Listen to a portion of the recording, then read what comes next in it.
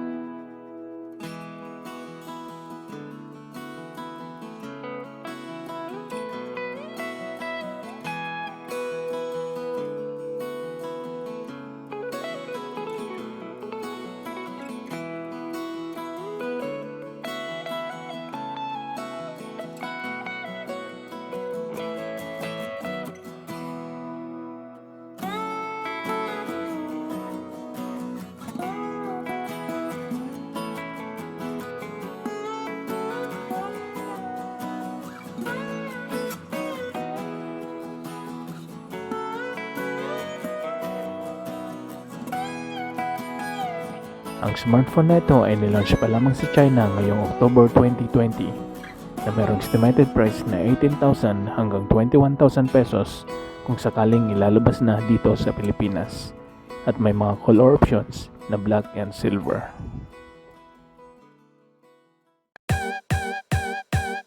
Para po maging updated sa mga bagong video, maaari lamang i-like, share, mag-subscribe sa ating YouTube channel.